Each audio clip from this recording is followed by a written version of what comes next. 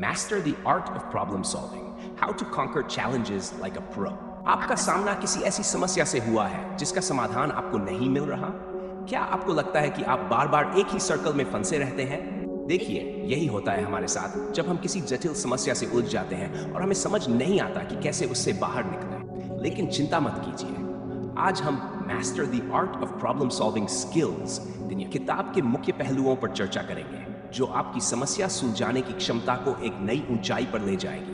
Video में बने रहिए क्योंकि हम रियल लाइफ उदाहरणों के साथ हर टॉपिक पर विस्तार से बात करेंगे।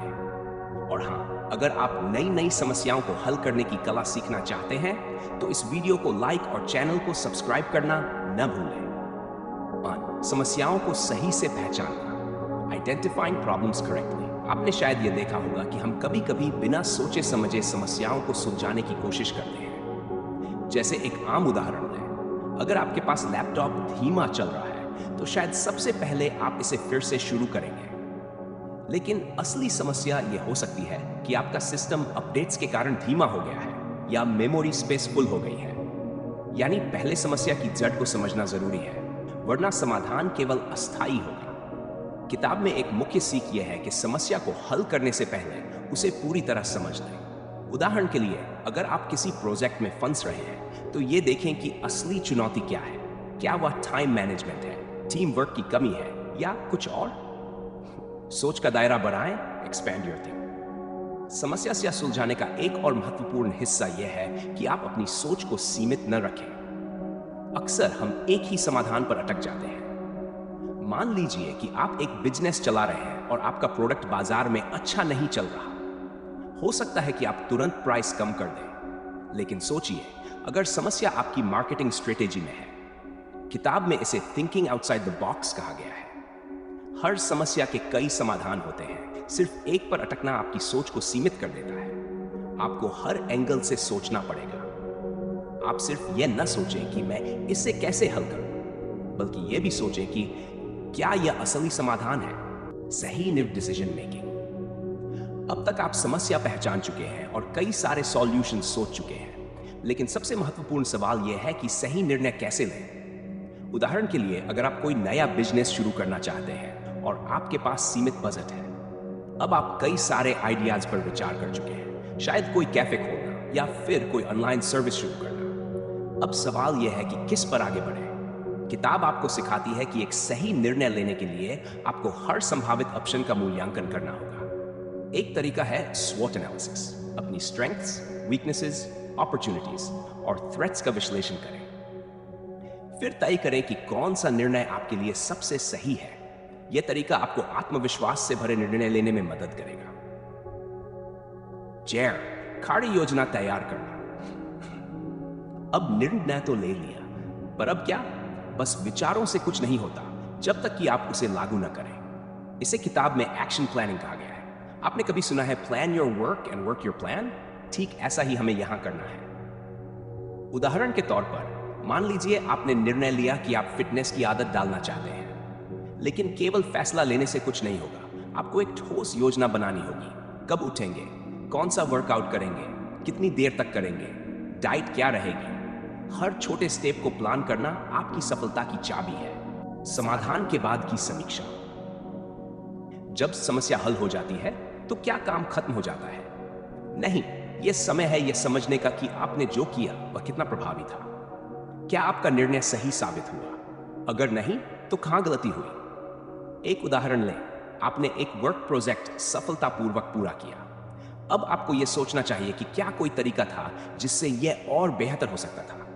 यह पोस्ट सॉल्यूशन रिव्यू आपके भविष्य के कामों में सुधार लाएगा और आपको एक बेहतर समस्या सॉल्वर बनाएगा। सहयोग और टीम वर्क का महत्व। The importance of collaboration and team work. कई बार समस्याओं को अकेले हल करना संभव नहीं होता। हमें दूसरों की मदद की जरूरत पड़ती है। यही कारण है कि टीम वर्क और सहयोग की महत्वपूर्ण भूमिका है। किताब में उदाहरण दिए गए हैं कि कैसे बड़ी समस्याओं को हल करने के लिए टीम के हर सदस्य का योगदान जरूरी होता है। चाहे वह किसी कंपनी का बिजनेस चैलेंज हो या फिर किसी सामाजिक समस्या का समाधान, एक मजबूत टीम ही आपको सफल बना सकती है। उदाहरण के लिए, मान लें कि एक बड़ी आईटी कंपनी में एक सॉफ्टवेयर में बग है। इसे ठीक करने के लिए सिर्फ एक प्रोग्रामर की कोशिश पर्याप्त नहीं है। आपको प्रोजेक्ट मैनेजर, टेस्टिंग टीम और कस्टमर सपोर्ट सभी की मदद चाहिए। जब सभी लोग एकजुट होकर काम करते हैं, तभी सही समाधान मिलता है। विश्लेषणात्मक सोच का विकास।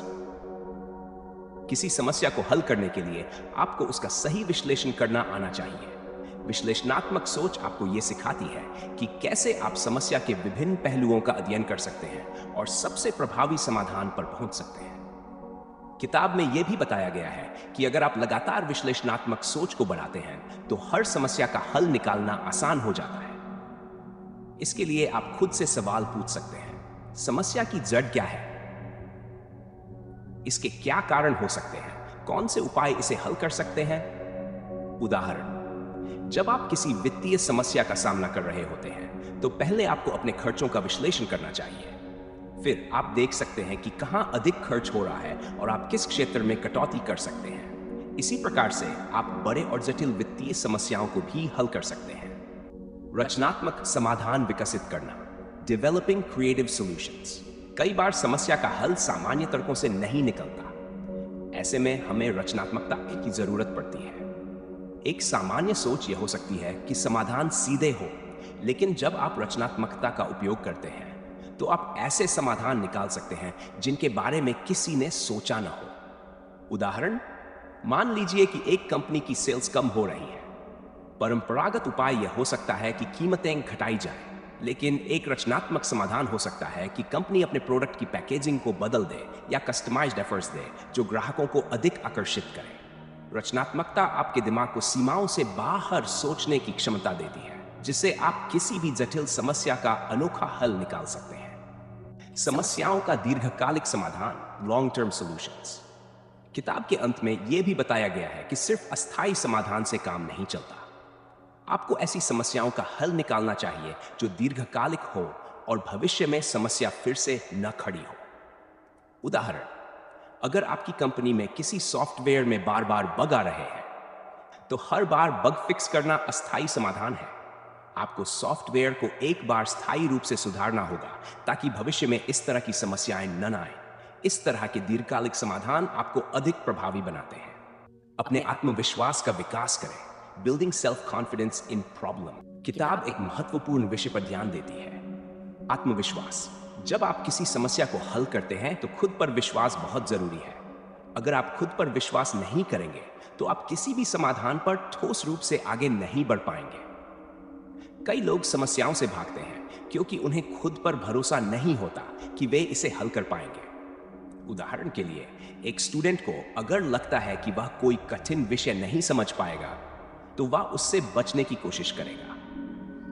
लेकिन अगर वह खुद पर भरोसा रखे और छोटे छोटे स्टेप्स लेकर उसे समझने की कोशिश करे तो अंत में उसे सफलता मिलती है। तो दोस्तों, ये master the art of problem solving किताब से कुछ महत्वपूर्ण सबक। हमें उम्मीद है कि आप इन सुझावों का उपयोग अपने जीवन की समस्याओं को हल करने के लिए कर पाएंगे। अगर आपको ये वीडियो पसंद आई हो तो इसे लाइक जरूर करें और चैनल को सब्सक्राइब करना न भूलें ताकि आप हमारे अगले वीडियो से भी जुड़ सकें। और हाँ, कमेंट्स में हमें यह बताइए कि आपको कौन सा तरीका सबसे ज्यादा पसंद आया और आप कौन से समाधान का उपयोग अपनी समस्याओं में करेंगे।